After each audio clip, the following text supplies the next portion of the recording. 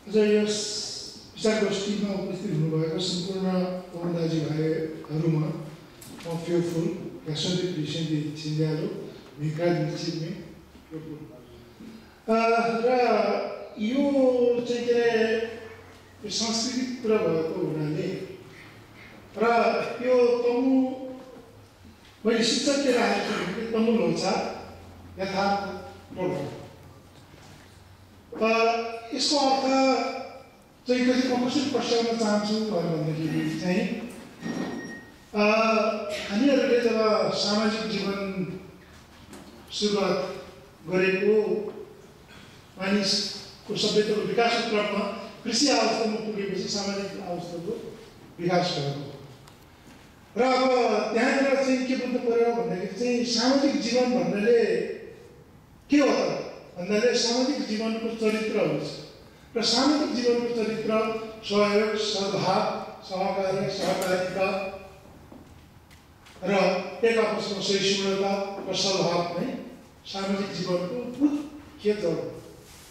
यदि हामी चाहिँ त्यो कार्यहरू हामीले पुरा गर्न सक्दैनौँ भने हामी सामाजिक प्राणी हौँ भनेर भनिराख्नु पर्ने कुनै औचित्य छैन। त्यस कारणले यो सहकार्य सहभागिता किन गर्छ त भनेर भन्दाखेरि चाहिँ दुईटा कार्यको लागि गर्छ।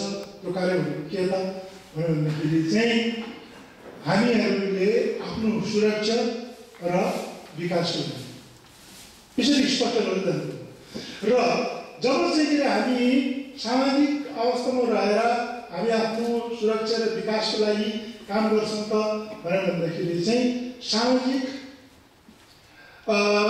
जीवनलाई सञ्चालन गर्नु र व्यवहारमा उतार्नको लागि चाहिँ त्यसको केही व्यावहारिक पक्षहरू हुन्छ जसलाई संस्कार भनिन्छ र हाम्रो तमु भाषामा त्यसलाई छ्या भनिन्छ। अघि हाम्रो जगतजीले भन्नुभयो पे मस्या छ्या भनौँ छ्या मस्या लो भनौँ लो मस्या हिमौँ।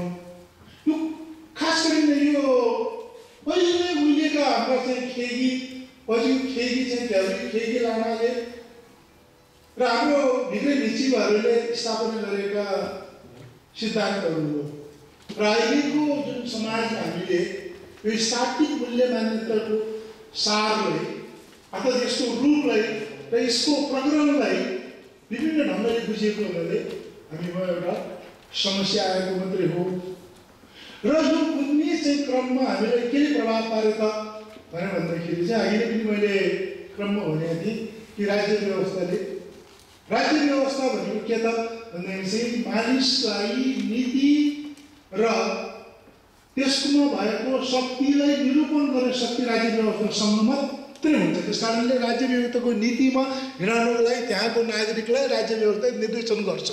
हामी पनि निर्देशन अन्तर्गत परिगयो। त्यो निर्देशन अन्तर्गत कता परिगयो भनेर भन्दाखेरि चाहिँ गाउँघरमा तपाईँले सुन्यो होला चाहिँ के अरे न्याय हरायो भने गोर्खा जानु शिक्षा हरायो भने काशी जानु भनेर भनेको छ नि।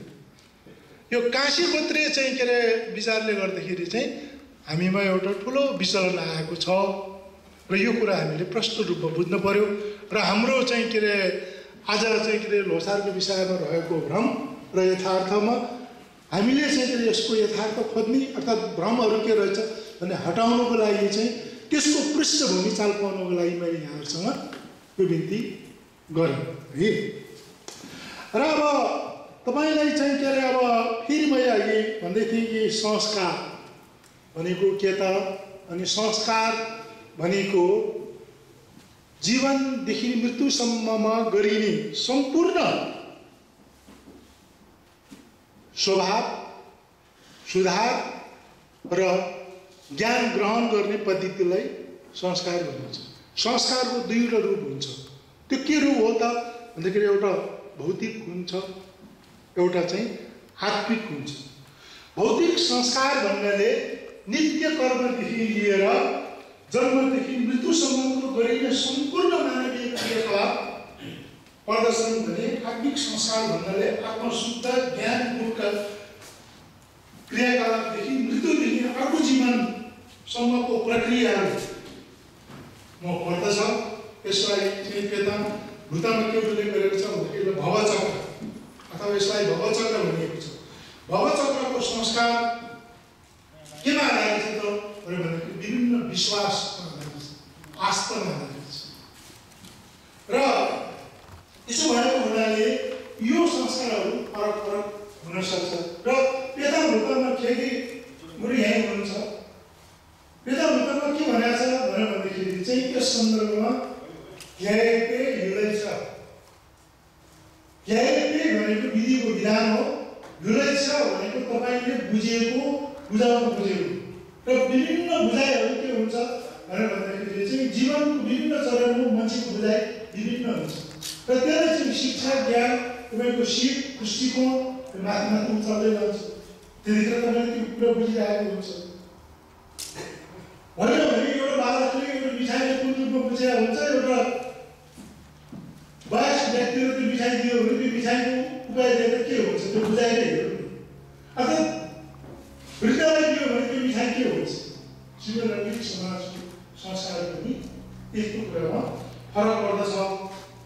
र हामीले मैले चाहिँ आग्रह गर्ने बुझ्नै पर्ने कुरा यहाँसम्म के गर्छु भन्दाखेरि हामीले बुझ्नुपर्ने विषय के छ भने प्रक्रिया पुऱ्याएन भने कुनै वस्तु र विश्वासको स्थापना र अस्तित्व कायम हुन सक्दैन। तपाईँले जुनसुकै काम गर्नुहोस् यहाँ बिगाऱ्यो भने खत्तम हुन्छ। तपाईँले धानै रोप्नु भातै जोगाउनुहोस्, धेरै पानी भयो थोरै पानी भयो भने थोरै चामल भयो भने त्यो प्रक्रिया हो।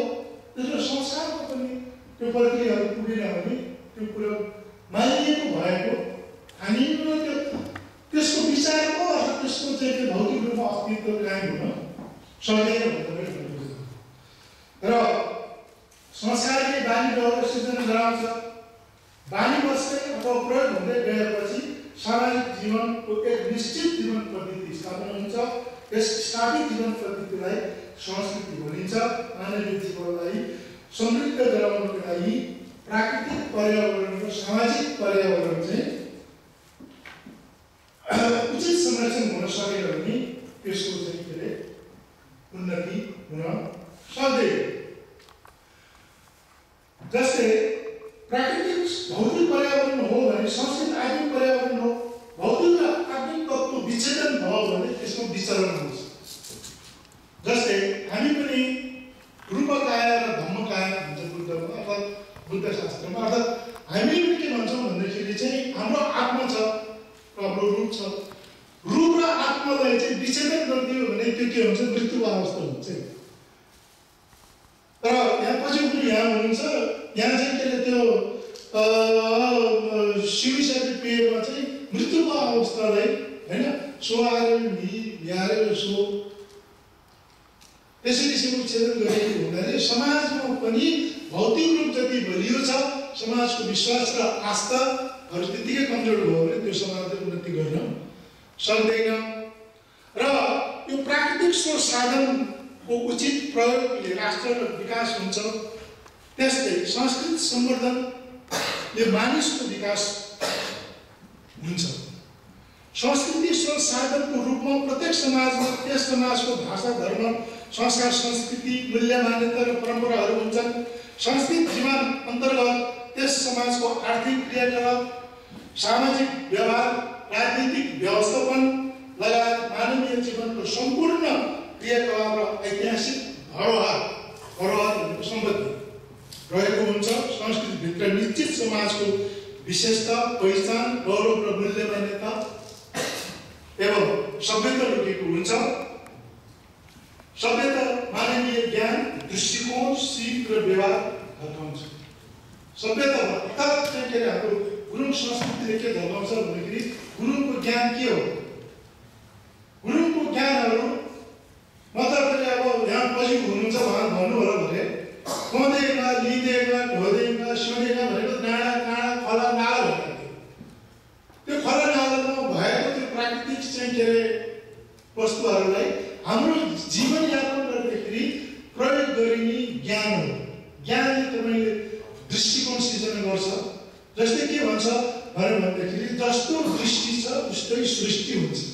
अहिले एउटा गीत छ नि नेपालमा अनि डोल्पाले गाएको त्यसले सबै विज्ञानको कुरा बुझ्नु जरुरी छ। त्यो गीत के छ भन्दाखेरि काँडाको आँखामा काँडै संसार, फुलको आँखामा फुलै संसार। भन्नुहोस् न, तपाईँहरू युकेमा हामीहरू छौँ, यहाँ हामीहरू सक्षम व्यक्तित्वहरू नेपाल